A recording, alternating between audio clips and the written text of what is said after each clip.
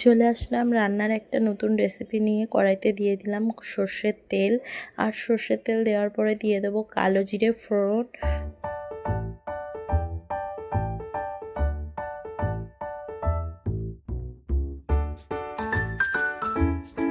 তেলটা গরম হয়ে গেলে দেবো একটু কালো জিরে ফোড়ন, আর কালো জিরে ফোড়ন দেওয়ার পরে তেলটা দেখো গরম হয়ে গেছে। ওর মধ্যে দিয়ে দিলাম রসুন, কাঁচা লঙ্কা, পেঁয়াজ কুচানো।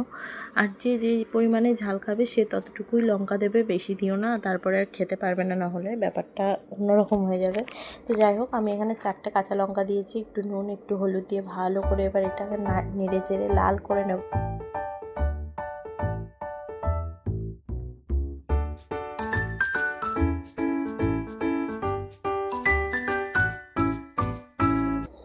দেখো এখানে বেশ ভালো করে একটু নাড়াচাড়া দেওয়ার পরে এর মধ্যে অ্যাড করব চিংড়ি মাছ, যেটা আমার ফ্রিজে ছিল, আর ফ্রিজে ছিল বলে পুরো একদম জমাট হয়ে গেছিলো না তো ব্যাপারটা। তো সেটা কড়াইতে দেওয়ার পরে দেখছি আস্তে আস্তে গলে গেছে, যেহেতু গরমে দেখো বুঝতে পারবে ওটা পুরো ঠান্ডা চিংড়ি মাছটা।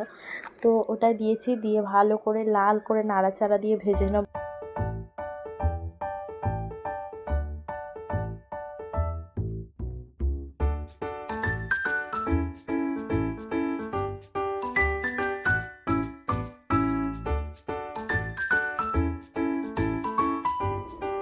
এখানে পুরো ব্যাপারটা দেখো লাল হয়ে এসছে, পুরো ভাজার কালারটা চেঞ্জ হয়ে গেছে।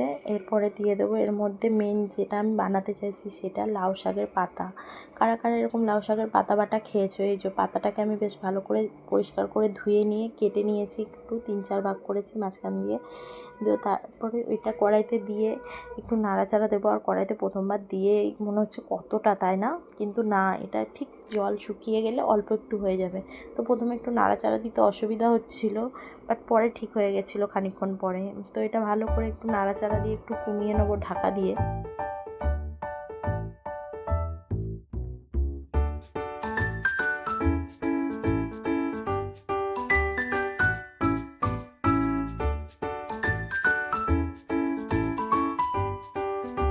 2-3 মিনিটের মতো ঢাকা দিয়ে রাখার পরে দেখো কতটা জল ছেড়ে গেছে। এবার আর ঢাকা দেবো না, ব্যাপারটা এইভাবেই নাড়াচাড়া দিতে দিতে জলটাকে পুরোটা শুকিয়ে নেবো।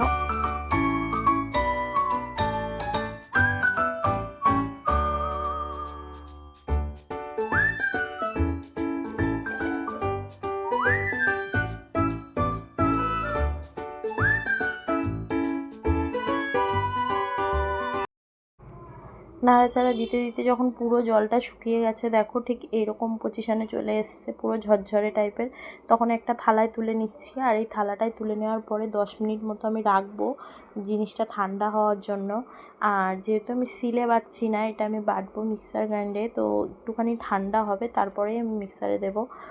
আর তোমাদের কার কার এরকম আমার রান্নার ভিডিও ভালো লাগে তো অবশ্যই লাইক কমেন্ট করো, পোস্ট করো। আর যারা ইউটিউব থেকে দেখবে সাবস্ক্রাইব করে দিও, যারা ফেসবুক থেকে দেখবে ফলো করে দিও। তো এই দেখো সুন্দর হয়ে গেছে, এটা জুড়িয়ে গেছে। আমি এবার মিক্সার গ্রাইন্ডারের মধ্যে দিয়ে নিলাম। তো এটা 2 মিনিটে পেস্টটা হয়ে যাবে। তো এটাকে পেস্ট করে নেওয়ার পরে আমি এটা রেডি করে নিয়ে একটু সর্ষের তেল দিয়ে দিয়েছিলাম ওপর থেকে, কাঁচা সর্ষের তেল। খেতে জাস্ট পাও। তোমরা যারা যারা এরকম পাতা বাটা খেতে ভালোবাসো অবশ্যই বানিয়ে খেও, আর যারা এখনও খাওনি